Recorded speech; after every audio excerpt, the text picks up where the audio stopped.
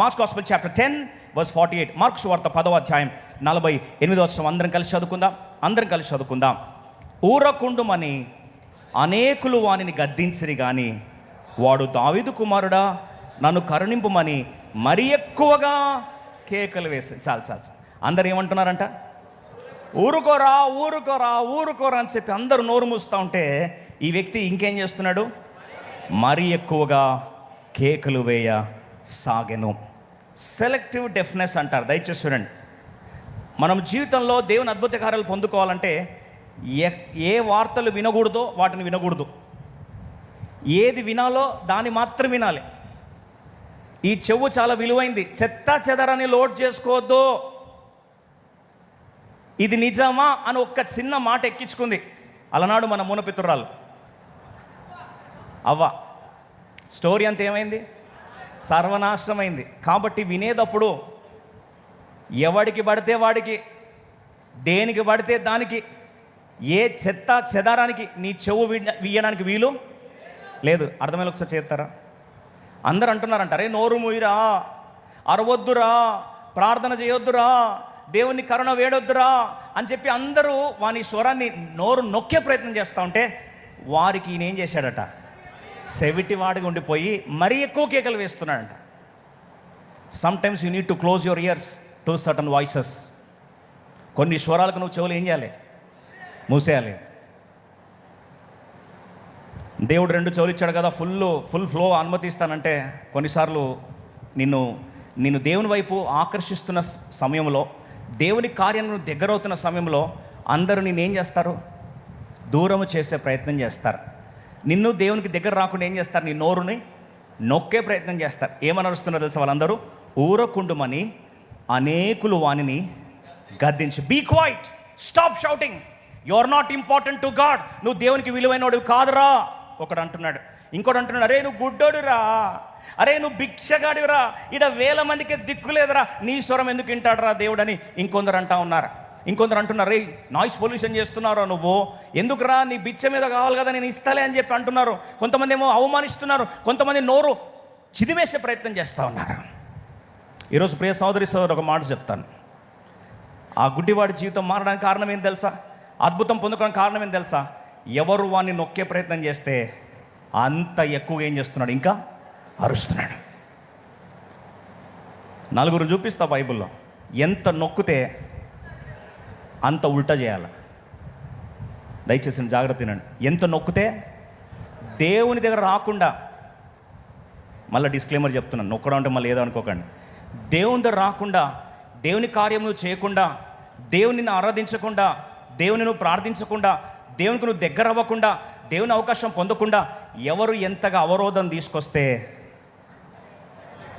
చెప్పాలి, అంత బరి తెగించి ఏం చేయాలి? మరీ గట్టిగా అరవాలి. నువ్వు ఆపుతావా? సాతానా నువ్వు ఆపుతావా? నువ్వు ఆపినందుకైనా సరే నేనేం చేస్తా? రోషంతో ఇంకా గట్టిగా చేస్తా. అర్థమని చేస్తాను. ఈ రోషం ఉంటే దేవుని కొరకు, ఈ రోషం దేవుని కొరకు ఉంటే, మరొకసారి చెప్తున్నా, నీ అద్భుతాన్ని ఎవడూ ఆపలేడు. దేవుడి మాట నెరవేర్చును గాక. కొన్ని విషయాల్లో మనకు సిగ్గుండకూడదు. బహుశా మీరు అంటారు ఏంటండి అట్లా అంత పెద్ద మాట అనేసారని. లూకాసు వార్త 18లో 4 చూపిస్తాను మీకు. వారి జీవితంలో ఎంత నోరు నొక్కితే అంత ఉల్టా తిరిగి చేశారు దేవుని విషయంలో. దేవుని విషయంలో అద్భుతమైన రోషం మంత్రం చెప్తాను మీకు. దయచేసి అందరం కలిసి చూడండి. లూకాసు వార్త 18:1, Luke 18:1. Quickly please. Luke chapter 18:1. వారు విసుగక నిత్యము ప్రార్థన చేయుచుండవాలని అనుటకు ఆయన వారితో ఉపమానం చెప్పిరి. ఎలా ప్రార్థించాలి? విసిపోకుండా ప్రార్థన చేయాలి. ఇప్పుడు మనకు విసుగొస్తుంది, చిన్నదానికి విసుగొస్తుంది. చిన్నదానికి ఇంకా మన ప్రార్థన రోషం అంతా ఏమవుతుంది? చల్లబడిపోతుంది. ఏం జరిగింది? 2వ వచనం చూడండి. లూకాసు వార్త 18:2. త్వర చదవండి. లూకాసు వార్త 18వ అధ్యాయము 2వ వచనం. దేవునికి భయపడకయు మనుషులను లక్ష్యపెట్టకయు నుండి ఒక న్యాయాధిపతి ఒక పట్టణంలో ఉండెను. 3వ వచనం. ఆ పట్టణంలో ఒక విధవరాలు ఉండెను. ఆమె అతని యొద్దకు తరచుగా వచ్చి నా ప్రతివాదికిని నాకును న్యాయము తీర్చుమని అడుగుచూ వచ్చాను. చాలండి, దేవుడు చెప్తున్నాడు, అక్కడ ఒక అన్యాయస్తుడైన తీర్పరి ఉన్నాడంట, అన్యాయస్తుడైన న్యాయాధిపతి ఉన్నాడంట. అదే పట్టణంలో ఒక విధవరాలు ఉంది. ఆమె వచ్చి అంటది, నాకు న్యాయం చెయ్యయ్యా, నాకు న్యాయం చెయ్యయ్యా అని చెప్పి ఒక అన్యాయం చేసేవాడి దగ్గరకు వచ్చి అడిగింది. బైబిల్ రాయబడిన మాట చూడండి, 4వ వచనం. అతడు కొంతకాలము ఒప్పుకోకపోయాను, తరువాత అతడు నేను దేవునికి భయపడకయు మనుషులు లక్ష్యపెట్టకు ఉండినను. 5వ వచనం చూడండి, ఈ విధవరాలు నన్ను తొందర పెట్టుచున్నది కనుక ఆమె మాటి మాటికి మాటి మాటికి మాటి మాటికి వచ్చి గోజాడుకుంటున్నట్లు ఆమెకు న్యాయము తీరుతున్నని తనలో తాను అనుకున్నాడు. చాలు. ఒక అన్యాయస్తులైన అధిపతే మాటి మాటికి మాటి మాటికి మాటి మాటికి ఆ విధవరాలు వస్తుందంటే లాస్ట్ మనసు అనుకున్నట, ఈమెకున్న రోషము, ఈమెకున్న పోరాట పటిమ ప్రతిసారి వస్తుంది, మాటికి మాటికి మాటి మాటికి వస్తుందని చెప్పి ఈమెకి ఇచ్చేస్తే నా దరిద్రం పోతుందని చెప్పి వెంటనే ఏం చేశాడంటే సంతకము పెట్టేశాడు. ఇది దేవుడు చెప్తా అంటాడు, ఒక ఆలోచన చదువుదాం. ఒక అన్యాయస్తుడైన న్యాయాధిపతే మాటి మాటికి వచ్చి 6వ వచనం, Luke 18:6 త్వర చదువుకుందాం. మరియు ప్రభు ఇట్లా, నేను అన్యాయస్తుడైన ఆ న్యాయాధిపతి ప్రతి చెప్పిన మాట వినుడి, దేవుడు తాను ఏర్పరచుకున్న వారు దివారాత్రులు తను గూర్చి మొర్ర పెట్టుకొనుచుండగా వారికి న్యాయము తీర్చడా, ఆయన వారికి త్వరగా న్యాయము తీర్చును, వారి విషయమే కదా ఆయన దీర్ఘశాంతము చూపుచున్నాడని మీతో చెప్పుచున్నాను. చాలు. విషాదకర సంఘటన ఏంటంటే, ప్రభు అంటాడు, ఒక అన్యాయస్తులైన న్యాయాధిపతే వెంటనే న్యాయం తీరుస్తే సర్వలోకానికి తండ్రి అయిన నేను నా బిడ్డలు దివారాత్రము కన్నీరు విడుస్తూ ఉంటే, దివారాత్రం ప్రార్థన చేస్తూ ఉంటే నేను న్యాయము తీర్చలేనా? అంటే అన్యాయస్తుని కంటే నేను ఘోరమా?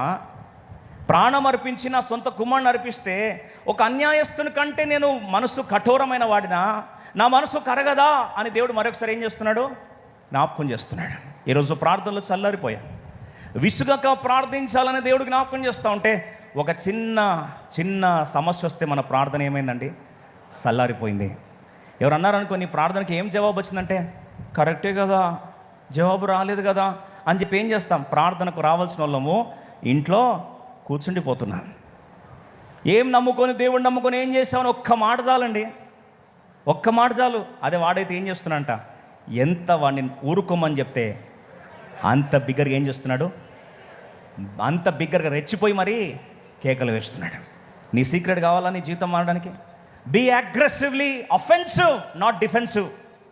దయచేసినండి, న్యాయశాస్త్రంలో లేదా యుద్ధంలో 2 ఉంటాయి. బహుశా మీకు యుద్ధం గురించి చెప్తే అర్థమవుతుందని చెప్తున్నా. ఇప్పుడు ఇరాన్ ఒక స్ట్రాటజీ తీసుకుంది, అమెరికా ఇంకొక స్ట్రాటజీ తీసుకుంది, ఇజ్రాయెల్ ఇంకో స్ట్రాటజీ తీసుకుంది. కొన్ని దేశాలు వెయిట్ అండ్ వాచ్ అని చూస్తూ ఉన్నాయి, కొన్ని న్యూట్రల్ కంట్రీస్ ఉన్నాయి. బహుశా మనందరికీ తెలుసు కదా, యుద్ధంలో ఒక మాట ఉంది, offence is the best defence అన్నారు. దయచేసినండి, offence is the best defence అని అంటే ఏంది? ఎవడనొచ్చి దాడి చేస్తే మనల్ని కాపాడుకోవడం అనేది ఒక టైపు. ఎవడనొచ్చి మనం కొట్టబోతే మనల్ని ఏం చేస్తున్నాం? కాపాడుకుంటున్నాం, అదొక టైపు. ఇంకో టైప్ ఏం తెలుసా? ఎవడన్నా మన మీద దాడి చేయడానికి వస్తే ప్రతి దాడి వానికంటే ముందు దాడి చేయడం. అర్థం ఒకసారి చేస్తారా? ఇప్పుడు ఏ దేశం చేస్తుందో పేరు తీసుకోదలుచుకోలే, జియో పాలిటిక్స్లో నేను దూరదలుచుకోలేదు. కొడతారు అని తెలిసిన వెంటనే ఎదురు ఇష్టం వచ్చాడు కొడుతున్నారు. అర్థమైంది వాళ్ళకి, అర్థమైనంత. ఇప్పుడు వాళ్ళని చూసి వెంటనే ఏం చేశారు మీతోళ్ళు? ఒరే వద్దురా నాయన, పిచ్చి కొడుతున్నారా వాళ్ళు, ఎవరిని పడితే వాళ్ళని కొడుతున్నారా అని ముందు ఏం చేస్తున్నారు? పవర్ఫుల్ నేషన్స్ కూడా ఏమైపోయాయి? చేతులు కట్టేసినట్టు ఆగిపోయారు. ఇన్ని నెలలు అవుతున్నాయి యుద్ధము, ఇన్ని దినాలు కొనసాగిపోతుంది. కారణం ఏం తెలుసా? కొన్ని బలహీనమైన దేశాలు తెగించి దాడికి రక్షణ వలయంలో కాపాడుకోవడం కాదు, దాడి కంటే ముందు ఎదురు దాడికి దిగాయి. దయచేసి వినండి, ఆత్మీయ జీవితంలో సాతాను వచ్చి దాడి చేసేదాకా కూర్చోవడం కాదు, దాడి కంటే ముందు మనం ఏం చేయాలి? ఎదురు దాడికి దిగాలి. అర్థమలు చేస్తారా? వాడు మనల్ని నీరసపరిచి, మనల్ని ఆయాసపరిచి, మనలో ఉన్న రోషాన్ని తగ్గిస్తూ ఉంటే మనం ఇంకేం చేయాలి? ఇంకా రోషంతో దేవుని ఏం చేయాలి? సేవించాలి. అర్థమలు చేస్తారా? మీకాలు వచ్చి దావీదుని అనింది, సిగ్గు లేకుండా ఒక రాజైన ఆశలో దేవుని ఆరాధించే క్రమం అని చెప్పి చివరికి నువ్వు దిగంబరి అయిపోయావు, నువ్వు దేవుని ఆరాధిస్తూ ఉంటే సిగ్గుపోయిందంటే దావీదు ఏమంటాడు తెలుసా? 6:22లో, నేను మరీ ఎక్కువగా చేస్తాను, I will do more aggressively అని. నువ్వు నా ఆరాధించే క్రమాన్ని తప్పు పెడితే నన్ను దేవుణ్ణి తన లీనమైపోయి దేవుని ఆరాధించే నా మనస్తత్వాన్ని చిదిమేయాలని ప్రయత్నిస్తే, నా ఆరాధనాత్మను నొక్కే ప్రయత్నం చేస్తే ఇంకా చెలరేగిపోయి డబల్ చేస్తాను నేను దేవుని ఆరాధించే క్రమంలోని దేవుని ఏం చేశాడు? విస్తృతంగా ఆరాధించడము ఆరంభించాడు. ఒకసారి చేస్తారు. అందుకొరకే ఆరాధికుల లిస్టులో నెంబర్ 1 ప్లేస్లో ఎవరున్నారండి? ఎవరున్నారు? దావీదు ఉన్నాడు. ప్రార్థన పరుల లిస్టులో ఫస్ట్ ఎవరి పేరు పెట్టాడు దేవుడు? ఆ పేద విధవరాలు పేరు పెట్టాడు. అద్భుతాలు పొందుకునే వాళ్ళలో ఫస్ట్ లిస్టులో లాస్ట్ అద్భుతంలో ఫస్ట్ పేరు ఎవరిది ఉందండి? భర్తమై తీమై కుమారుడు లిస్టులో ఆగిపోయింది. కనాను స్త్రీ ఒక ఆమె ఉంది. తన బిడ్డ గురించి స్వస్థత కొరకు వస్తే శిష్యులందరూ హడి హడి హడి అని నిలగొట్టాడు, కుక్కని నిలగొట్టినట్టు. పోమా పో, పోమా పో. చివరికి దేవుడే నోటి నుంచి అన్నాడు, ఏమన్నా తెలుసా? పిల్లలు తినేది నేను కుక్కలకు వేయను అని. ఇప్పుడు ఏం చేద్దాం? ఇదే పరిస్థితి మనకు వస్తే ఏం చేస్తాం? ఆయనకే ఇష్టం లేకపోతే నేనేం చేయగలుగుతానండి అని చెప్పి పేదేడుపులు ఏడకూడదు. నువ్వు నన్ను కుక్క అనుకున్నా సరే, నువ్వు నన్ను ఏమన్నా అనుకో, నీ పాదాల దగ్గరకు వచ్చే దగ్గర సిగ్గుపడే ప్రసక్తి లేదు. I will not take anything. I'm not going to stop my worship. I'm not going to stop my prayer. I'm not going to stop my intercession. వెంటనే ప్రభు అన్నాడు, అమ్మా నీ విశ్వాసము గొప్పది. What is great faith? What is great faith? Faith that becomes aggressive. నోరు నొక్కాలని ప్రయత్నిస్తే ఇంకా బరి తెగించి విశ్వాసంలో నిలదొక్కుంటాగే, అది అచంచలమైన గొప్ప విశ్వాసం. అట్టి ఘనమైన విశ్వాసం దేవుడు ప్రతి లైఫ్ టైం కుటుంబానికి దయచేయను గాక.